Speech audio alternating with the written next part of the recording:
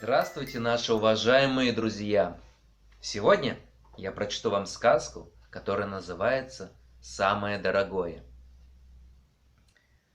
Жили-были в старой избушке старик со своей старухой.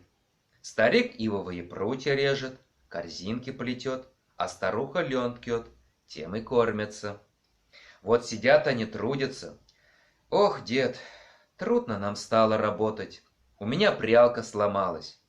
Да, а у меня, гляди-ка, ручка у ножа треснула, едва держится.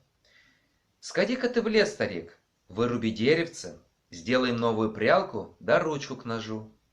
И то верно, пойду. Пошел старик в лес.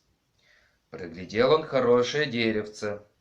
Только замахнулся он топором, а из чащи лесной дед выходит.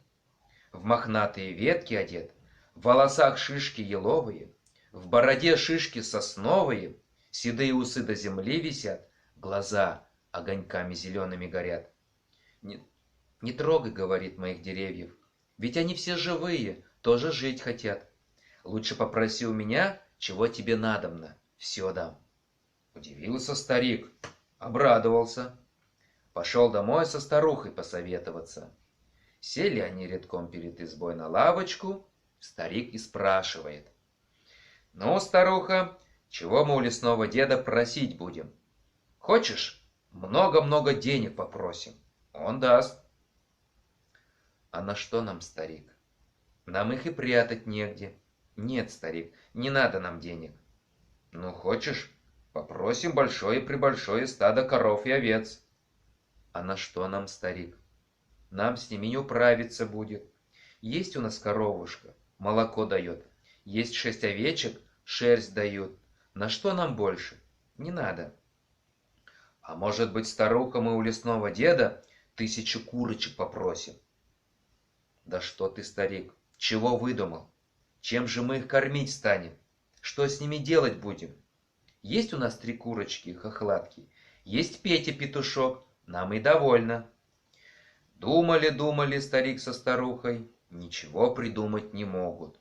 Все, что нужно, у них есть, а чего нет, то они своими трудами всегда заработать могут. Встал старик с лавки и говорит: «Я, старуха, придумал, чего у лесного деда просить надо». Пошел он в лес. А навстречу ему лесной дед, в мохнатые ветки одет, в волосах шишки еловые, в бороде шишки сосновые, седые усы до земли висят, глаза огоньками зелеными горят. «Ну как, мужичок, надумал, чего тебе надобно?» «Надумал», — старик говорит. «Сделай так, чтобы наша прялка да ножик никогда не ломались, да чтобы руки у нас всегда здоровыми были. Тогда мы все, что нам нужно, сами себе заработаем». «Будь по-вашему», — лесной дед отвечает. И живут-поживают с тех пор старик со старухой. Старик ивовые прутья режет, корзинки плетет, старуха шерсть придет, рукавицы вяжет. Тем и кормятся, и хорошо живут, счастливо. Спокойных вам снов.